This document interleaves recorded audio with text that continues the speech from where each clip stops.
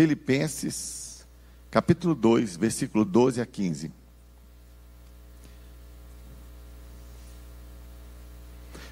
Assim, meus amados, como sempre vocês obedeceram, não apenas em minha presença, porém muito mais agora na minha ausência, ponham em ação a salvação de vocês, com temor e tremor. Pois é Deus quem efetua em vocês tanto querer quanto realizar, de acordo com a boa vontade dele.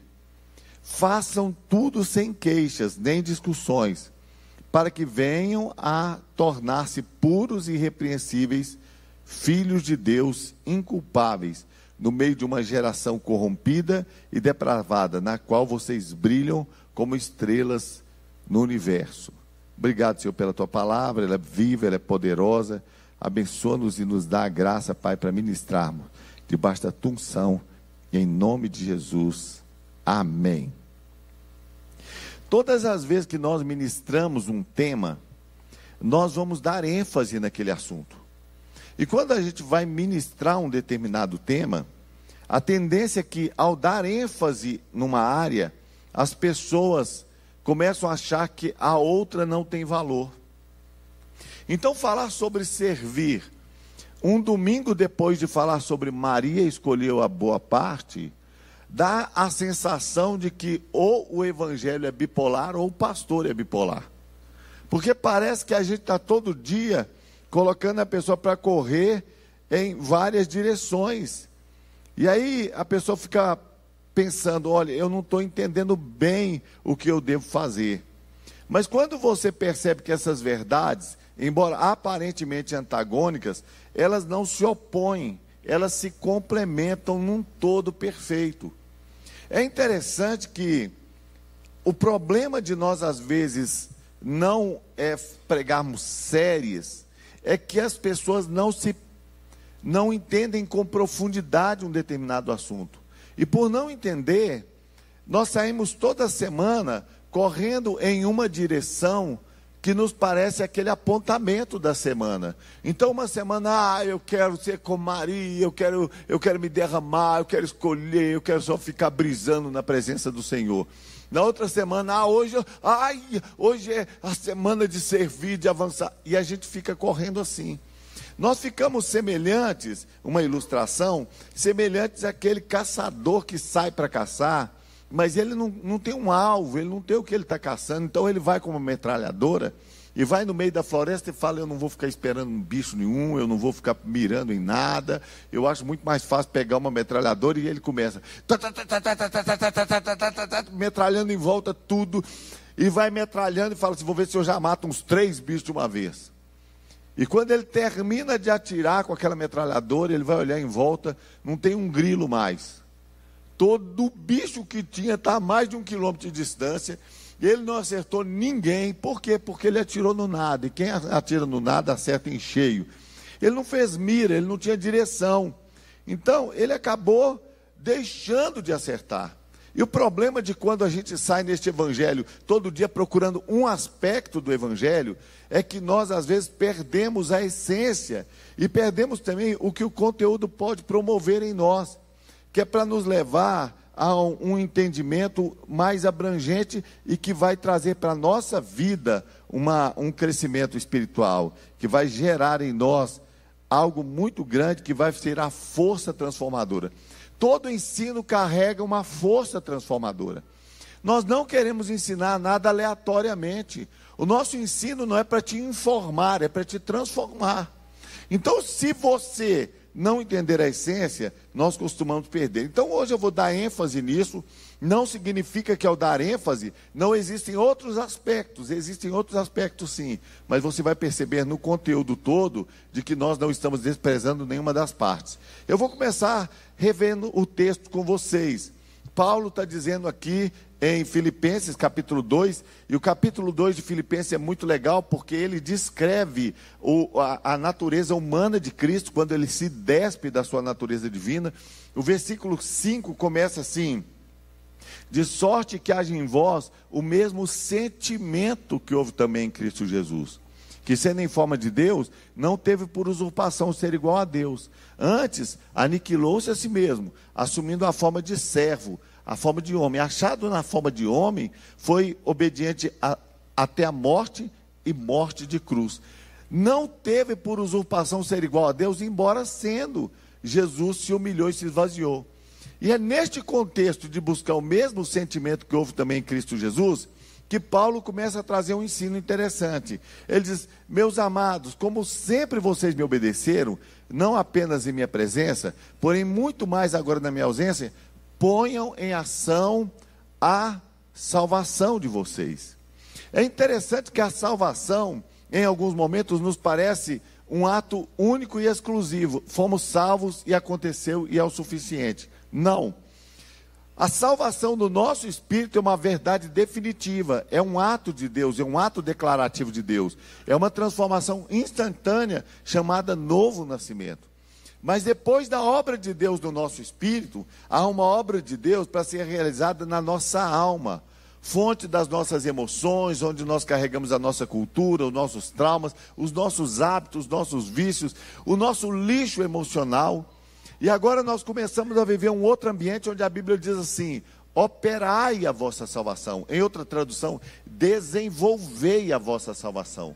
Então, depois de sermos salvos do nosso espírito, há uma obra de Deus para que nós cresçamos na nossa salvação, em direção a nos tornarmos o que nós já somos no mundo espiritual, em realidade na nossa vida comportamental. Por isso, a Bíblia diz: glorificai, pois, a Deus no vosso corpo e espírito, os quais pertencem a Deus. Quando a Bíblia diz: glorificai, pois, a Deus no vosso corpo e espírito, os quais pertencem a Deus, a Bíblia não diz que a alma pertence a Deus. Por quê? Porque o corpo já está redimido para remissão do juízo final. Nós vamos ter o nosso corpo restaurado, transformado no abrir e fechar dos olhos, ressuscitado para os que estão dormindo em Cristo. O nosso espírito já foi recriado, mas a nossa alma está em um processo, que é o processo da santificação. Este é o processo da salvação da alma. Muitos cristãos ficam desistentes sobre viver a realidade que já é estabelecida no céu, na sua vida comportamental. Mas faz parte do pacote o desenvolver a nossa salvação. Ponham em ordem a salvação de vocês, com temor e tremor. Pois é Deus que efetua em vocês tanto querer quanto realizar. A maioria de nós para no querer. Eu sinto tanto desejo, Senhor, eu gostaria de te servir melhor, eu quero crescer, eu quero te honrar. E nós não entendemos que essa inspiração, essa fome em nós, é um apontamento do Espírito Santo para nós. A questão é que Deus não para por aí. Ele opera em nós o querer, mas Ele também opera em nós o realizar. O mesmo poder que te leva a querer, porque é o Espírito Santo que convence o homem do pecado, da justiça e do juízo, e que guia o cristão a toda a verdade, este mesmo poder te empurra definitivamente para viver essa realidade. De acordo com a boa vontade dEle. Agora ele começa a dizer como nós devemos nos comportar então. Façamos tudo sem queixas, nem discussões, para que venham a tornar-se puros e irrepreensíveis, filhos de Deus inculpáveis. Olha o processo agora, e o pastor Alide fala muito sobre isso, sobre o filho maduro, o processo de nos tornarmos irrepreensíveis e filhos de Deus inculpáveis. Nós estamos num processo de nos transformarmos naquilo para o qual Jesus já pagou o preço. Há um avanço nessa direção. E diz a Bíblia: no meio de uma geração corrompida e depravada, na qual vocês brilham como estrelas do universo. Olha que interessante. A maioria de nós se dá por satisfeito com uma vida espiritual porque ela está sendo comparada com um homem perdido. Então, de repente, eu pergunto para uma pessoa: como está o seu casamento? Comparado a muitos por aí. Meu vizinho da direita bate na esposa dele. Meu vizinho da esquerda trai a esposa. Meu vizinho da frente apanha da esposa. Eu só grito com a minha. Então, comparado a muitos por aí, Acontece que o nosso casamento e a nossa vida não é para ser comparado com muitos por aí, é para ser conferido com a Escritura.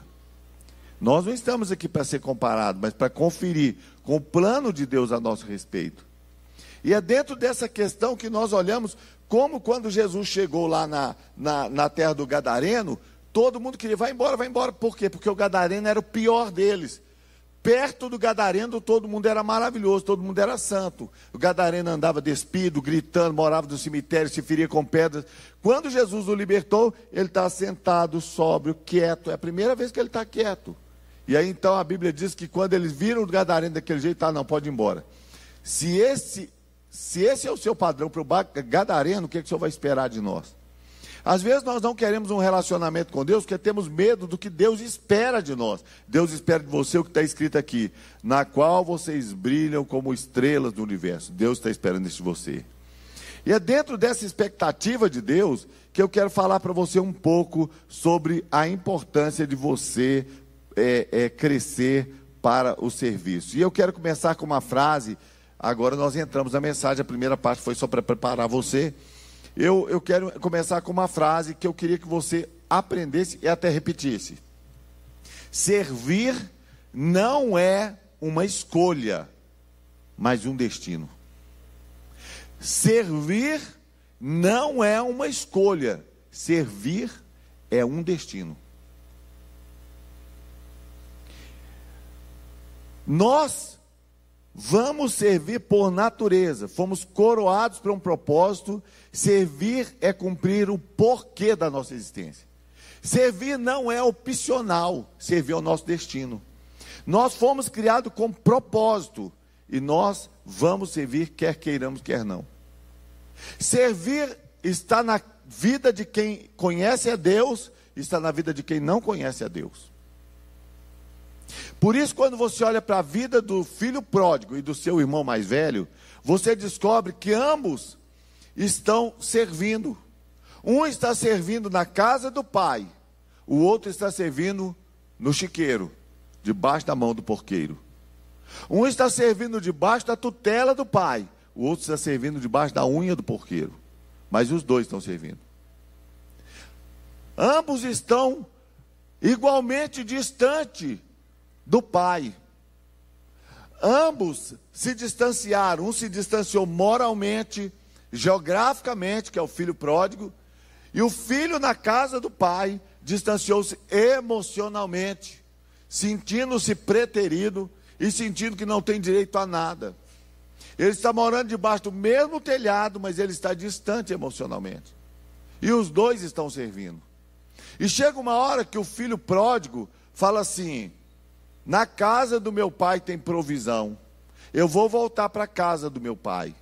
Ele não diz, eu vou voltar para o meu pai. Ele diz, eu vou voltar para casa, porque eu estou voltando para a provisão. E eu vou chegar lá e se eu puder ser um funcionário lá, é o suficiente, porque servir, eu já estou servindo mesmo e está ruim demais. Quando ele chega na casa do pai, ele entra para a festa que ele não merece, é recebido com roupa nova, sandália nova, anel no dedo. E o irmão chega e não entra para a festa porque acha que só ele merece. Agora eles estão igualmente distantes do coração do pai. Eles estão distintamente distantes do pai. Um está distinto geograficamente, o outro emocionalmente. Mas agora ambos estão à mesma distância. Nenhum dos dois entendeu o coração do pai. E hoje eu quero te mostrar que você foi criado para servir ao Senhor. E para você desencanar, eu quero dizer para você o seguinte: servir não é necessariamente uma atividade, mas uma convicção de a quem você pertence. Servir não é necessariamente o que você faz, mas a quem você responde quanto à sua vontade. Olha o que a Bíblia diz. A Bíblia nos identifica como servos. Nós servimos aos pecados, prazeres, ou, se nós formos libertos desse contexto, nós vamos servir à justiça. Isso está escrito, e está escrito por toda a Bíblia, mas eu vou ler com vocês um capítulo da Bíblia, e eu vou ler todo o capítulo, e vou ler nesse capítulo, e falando com você o que está escrito aqui, em Romanos capítulo 6, que diz assim: que diremos, pois? Permaneceremos no pecado, para que abunde a graça? De modo nenhum. Nós que morremos para o pecado, como viveremos ainda nele? Aqui Paulo está descrevendo qual é a nossa realidade espiritual. Já morremos para o pecado e não podemos viver nele. Ou porventura ignorais que todos quantos somos batizados em Cristo Jesus, fomos batizados na sua morte. Fomos, pois, sepultados com ele pelo batismo na morte, para que como Cristo foi ressuscitado dentre os mortos pela glória do Pai, assim andemos nós também em novidade de vida. Então a palavra do Senhor está dizendo o seguinte: você tem a Santa Ceia, é um memorial, mas você tem o batismo e é um ato profético.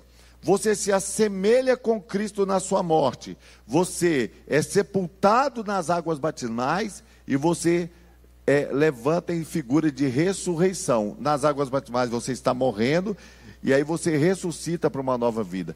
Não é um ato incompleto de apenas morrer e ser sepultado, mas de viver em ressurreição. Por isso que a Bíblia diz assim: se vocês já ressuscitaram com Cristo, pensem nas coisas que são de cima, onde Cristo está sentado. Estar ressuscitado não é apenas uma legalidade, também é um entendimento. Agora, fomos sepultados com Ele, para nós vivermos, para nós andarmos em novidade de vida. Já li esse versículo, né? Versículo 5. Porque se temos sido unidos a Ele na semelhança da sua morte, certamente o seremos na semelhança da sua ressurreição. Sabendo isso, que o nosso velho homem foi crucificado com Ele, para que o corpo do pecado fosse desfeito, a fim de não servirmos mais ao pecado. Olha que coisa mais forte, irmãos. O nosso velho homem foi crucificado com Ele, para que o corpo do pecado fosse desfeito. Eu não sei, porque eu perguntei no culto da manhã, pouca gente sabia, eu acho que tinha pouco crente mais velho, mas você se lembra de uma expressão, um adágio popular, entre os evangélicos, talvez até uma gíria evangélica que dizia assim: desci da cruz? Você lembra disso? Quem lembra disso, levanta a mão. Os dinossauros aí, os mais velhos, né? A gente falava muito assim: eu desci da cruz. Por que a gente falava eu desci na cruz? Porque a Bíblia diz que nós estamos crucificados com Cristo, né? Paulo diz assim: não mais vivo eu, mas Cristo vive em mim. Agora que a vida que agora vive na fé do Filho de Cristo, eu estou crucificado com Cristo. Quando a gente pensava nisso, e alguém fazia raiva na gente, falava: nossa, desci da cruz. O irmão me irritou tanto, eu desci da cruz. Eu voltei a ser quem eu era. Eu voltei a ficar tão irado, desci da cruz. O problema é que quando Jesus estava na cruz, o que ele mais ouviu foi: desce da cruz. Quando a gente desce da cruz, nós estamos impedindo a eficácia da cruz. A cruz é eficaz. A mudança de Deus para nós é eficaz. Mas nós, às vezes, não estamos querendo morrer. O problema todo é que nos dias de hoje a gente tem conseguido fazer congregados. Nós conseguimos ter na igreja frequentadores de igreja. Faz a pessoa vir para a igreja, isso é um hábito. O plano de Deus é que nós tenhamos discípulos. E discípulo só pode ser discípulo se morrer. A premissa do discípulo é: negue-se a si mesmo, tome a sua cruz. A cruz é sentença, a cruz é morte. Ninguém passava com uma cruz sem estar a caminho da morte. Então, às vezes nós temos muita gente que quer ser frequentador de igreja. Mas o que Deus se propõe para nós é o seguinte: é que nós permitamos que Deus faça uma obra em nós completa e que nós venhamos a morrer para nós mesmos, para vivermos para Deus. Para que o corpo do pecado seja desfeito, a fim de não servirmos mais o pecado. Então observa bem, anteriormente, antes de conhecer a Cristo, nós estávamos servindo. Quem nós servíamos? Ao pecado. A questão toda é que quando nós servimos o pecado, nós estamos servindo, muitas vezes, a prazeres que nós temos. Por isso que às vezes a nossa natureza humana, a nossa alma ainda na nossa natureza caída, nos arrasta para um lugar onde é difícil você sair. Porque servir ao pecado é fazer o que você quer fazer. o que você gosta de fazer, o que você deseja fazer. E quando você está servindo ao pecado, você não tem oposição do diabo. Pelo contrário, o diabo é da parte dos... Como é que chama aquele pessoal que fica... torcida organizada. Então a pessoa fala, eu quero cometer um pecado. Eu vou falar um pecado aqui, assim, eu imagino que mais raso, para não te colocar numa situação difícil, nem a mim. Mas imagine você está com aquela vontade de pecar, sabe aquela vontade que dá de vez em quando? Eu vou pegar um pote de sorvete, eu vou tomar esse sorvete todo sozinho. Você já teve essa vontade? Já, não já? Aquele potão de sorvete, você de colherada nele, hein? Eita! Aí o diabo, vai mesmo, vai ser legal, vai mesmo. Encosta lá em cima, e você com um pote de sorvete na mão. Não é verdade? Eu fico imaginando, a gente é muito assim, emocionado para pecar. Eu lembro o irmão falando assim, mas o cachorro do meu vizinho late o tempo todo. Mas eu vou fazer umas bolinhas de gelo, eu dou nele uma cada tá! E quando o vizinho for olhar, só tem água. Criatividade. É tanta criatividade, a gente fica assim, não, eu quero pecar, eu estou doido para pecar. E aí nós, que já deveríamos ter morrido para o pecado, nós às vezes ficamos revitalizando o pecado, e aí nós servimos ao pecado. Versículo 7, pois quem está morto está justificado do pecado. A questão toda é que Deus quer que você esteja morto para o pecado, porque você está justificado do pecado. Depois que o sujeito está morto, não tem mais culpa. Então Deus quer que você venha para um lugar onde o diabo não tenha nada do que te acusar, porque você é a semelhança de Cristo, você morreu a morte de Cristo, e agora você vive a vida para Deus. Ora, se morremos com Cristo, cremos que também com Ele viveremos. A questão é que às vezes nós queremos sair daquele lugar, que eu estou fazendo a minha vontade, estou pecando, e eu estou servindo ao pecado, e parar no lugar de eu parei de pecar, como se houvesse uma inércia, como se houvesse um lugar onde você dissesse, quer saber, eu quero ser neutro, eu não quero pecar, mas eu também não quero fazer nada para Deus, eu não quero servir, e nós ficamos assim, não há este lugar. Ou você vive no império das trevas, ou no reino do Filho do seu amor. E aqui o ambiente é servir a Deus. Aqui você serve ao pecado, aqui você serve a Deus. Por que que aqui você serve ao pecado? Porque aqui você serve à sua vontade. Nós lá no Éden, a nossa queda não foi para nos tornarmos satanistas, foi para nos tornar humanistas. Para nos fazermos deuses de nós mesmos. O diabo quer que você seja Deus de você mesmo. Ele diz, você vai saber o bem e o mal, você vai definir o certo e o errado. Então você diz, não, eu agora quero só viver a minha vida, eu não quero ninguém implicando comigo, ainda mais agora que eu estou indo para o céu. Aí você às vezes fala, eu só quero fazer a minha vontade. Sabendo que tendo Cristo ressurgido dentre os mortos, já não morre mais. A morte não tem domínio sobre ele, pois quanto a ter morrido, de uma vez por todas morreu para o pecado, mas quanto a viver, vive para Deus. Assim também, vós, considerai-vos mortos para o pecado, mas vivos para Deus em Cristo Jesus. Às vezes nós não acreditamos e até pecamos pela fé, irmãos. Você sabe que às vezes nós pecamos pela fé?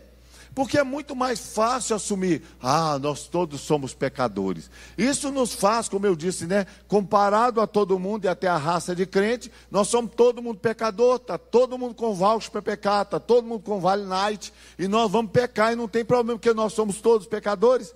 Mas não é essa a afirmação bíblica. A afirmação bíblica é que nós morremos com Cristo, morremos para o pecado, e a Bíblia diz que agora nós somos santos. E o desafio de Deus é ser de santos como eu sou santo. Deus quer te desafiar a acreditar que você vai servir a Deus, não como uma mera atividade, mas com um estilo de vida que glorifique a Deus. Nós sempre queremos conferir a nossa espiritualidade para algo que nós fazemos. Então, adorador é quem canta. Adoração não está ligado à música necessariamente. O leproso se prostrou e adorou dizendo, se o Senhor quiser, o Senhor pode me limpar. Adoração tem a ver com o estilo de vida. E é nesse contexto que nós temos que nos entender. Porque se você não se considerar morto para o pecado, você vai continuar se assumindo como um pecador e vivendo como um pecador. E não é difícil viver como pecador, porque você não tem que fazer coisas horríveis, você só tem que não fazer o que você não quer fazer. Porque enquanto você não faz o que você não quer fazer, você é o dono da sua vontade. E se você só está fazendo a sua vontade, você não tem nem oposição do diabo, porque ele quer que você faça a sua vontade.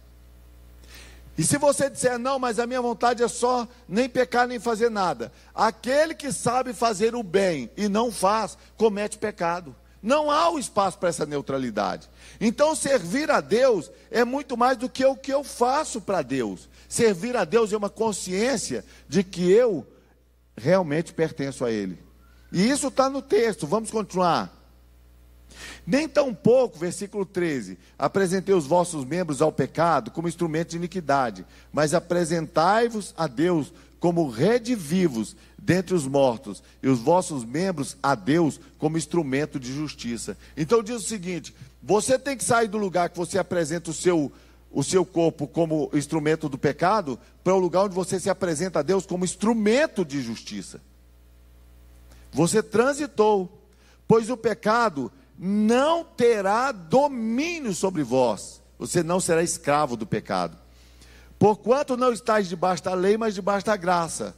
Pois que havemos de pecar, porque não estamos debaixo da lei, mas debaixo da graça? De modo nenhum.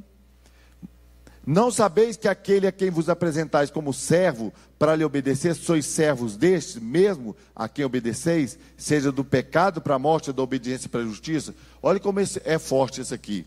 A Bíblia está dizendo o seguinte, que a graça não veio só para o perdão do seu pecado, favor não merecido, Deus me perdoou, embora eu não mereça. A graça veio para te autorizar a viver uma vida de pureza e santidade em Deus. Quando você se torna um frequentador de igreja, você ganha um monte de regras, não pode, não faça, faça isso, não faça aquilo.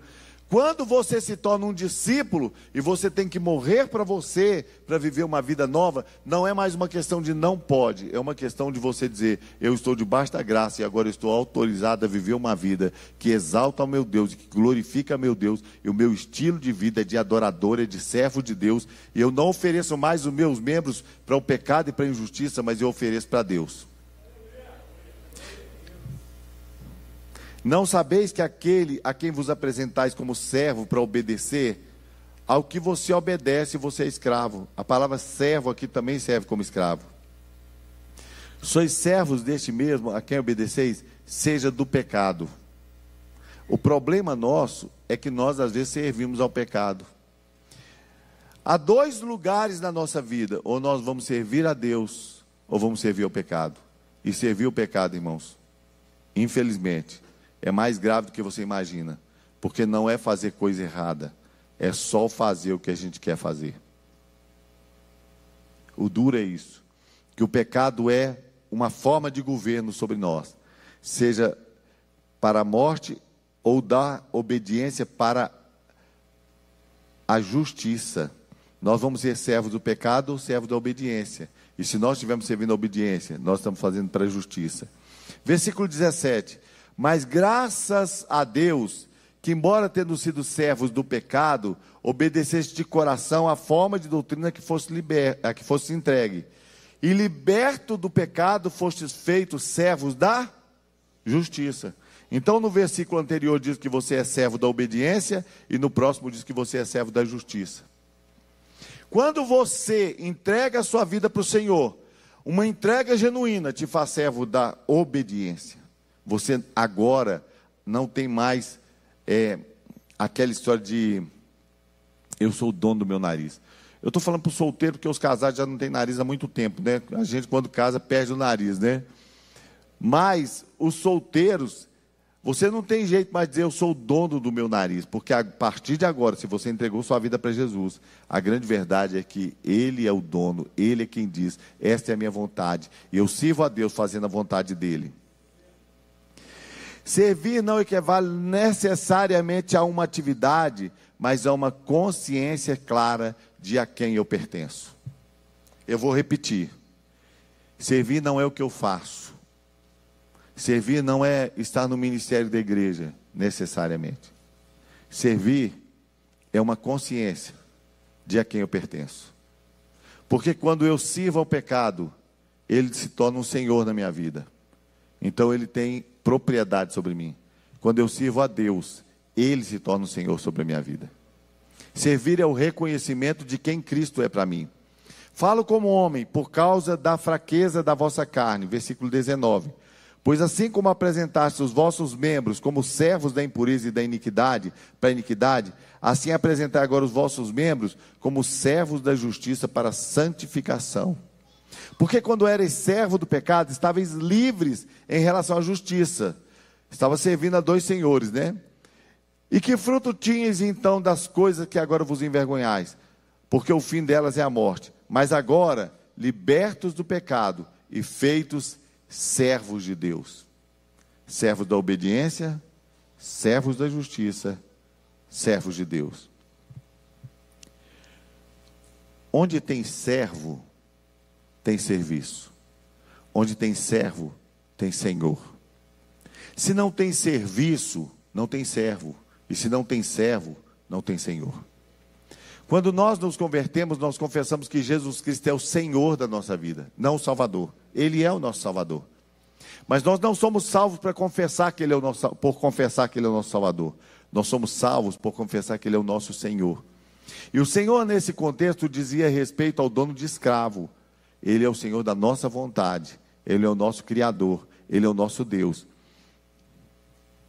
Tende o vosso fruto para a santificação e por fim a vida eterna. Mas agora, libertos do pecado e feitos servos de Deus, tendes o vosso fruto para a santificação e por fim a vida eterna.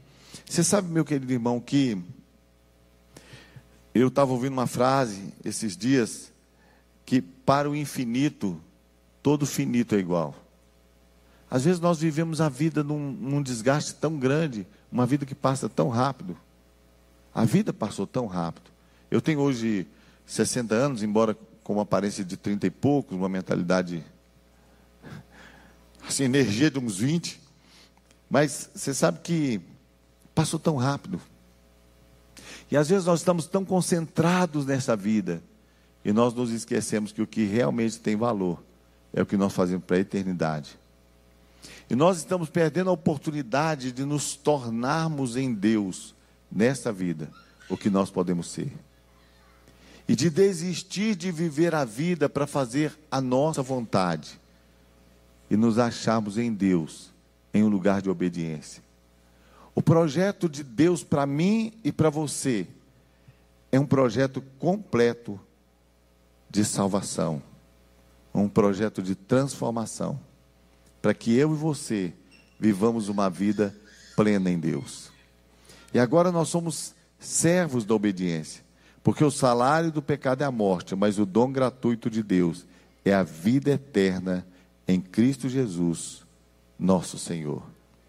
Irmãos, a eternidade vai chegar para nós. E a única diferença é se nós realmente, de verdade, nós nos dedicamos a servir ao Senhor. Servir ao Senhor não é um mero comportamento. Servir ao Senhor é descobrir quem nós somos de verdade. Servir ao Senhor é descobrir de quem nós somos de verdade. É uma consciência de quem Deus é para nós. E quando você tem essa consciência, ninguém consegue mais te segurar. Porque você não vai apenas fazer as coisas certas, você vai fazer dizendo não para a sua vontade, e sim para a vontade de Deus. Então, servir é saber quem é o nosso Deus, e quem Ele é para nós, e que nós somos dele. Eu queria orar por você, e antes de orar, eu quero te contar uma história que eu ouvi há pouco tempo, não, tem muito tempo, de um pastor amigo meu. Eu quero chamar os irmãos do louvor. E ele diz que, aquele texto que diz assim: porfiai por entrar pela porta estreita, porque estreita é a porta e apertado o caminho que conduz à vida. Mas largue a porta como é que é? Mais grande a porta e largo o caminho que conduz à perdição. Ele me disse: William, a salvação é como se você entrasse pela porta estreita, e a porta estreita é um funil ao contrário. É como se você entrasse naquela parte mais estreita do funil. O tempo vai passando e vai ficando mais largo, mais largo, mais largo. E a porta da perdição é aquela porta como se fosse você entrando pela parte larga do funil. Você entra e é tudo tão bom, você está desfrutando, e a vida vai estreitando e ficando tão difícil. Eu falei: é verdade. A gente começa a vida cristã com tanto aperto, com crítica, com zombaria, com quem não acredita, com quem não julga. Com o tempo vai ficando tão bom, que até o diabo, eu fico imaginando que ele pensa: cara, ele ainda vai para o céu. Essa bênção toda, que essa moleza toda ainda vai para o céu. Sim, a gente ainda vai para o céu. Sabe, irmãos, quando a gente começa a nossa vida cristã, a gente tem a oportunidade de fazer uma mudança radical na nossa vida. E de abrir mão de verdade da nossa vida, para fazer de Jesus o nosso Senhor de verdade. Se isso acontecer, você vai ouvir a voz dele tão constantemente, te guiando, te conduzindo, te ajudando a acertar. Você vai descobrir uma coisa importante, que a vontade de Deus é boa, perfeita e agradável. A vontade de Deus nunca é para o seu mal. Às vezes vai te trabalhar no caminho, mas nunca é para o seu mal. E fazer a vontade de Deus é a melhor coisa. Nós vamos descobrir que a gente consegue viver a vida sem ter que fazer a nossa vontade e viver de prazeres. A Bíblia diz que nós fomos libertos do pecado e da concupiscência. Eu acho que eu saltei esse versículo. E a palavra concupiscência significa nosso desejo.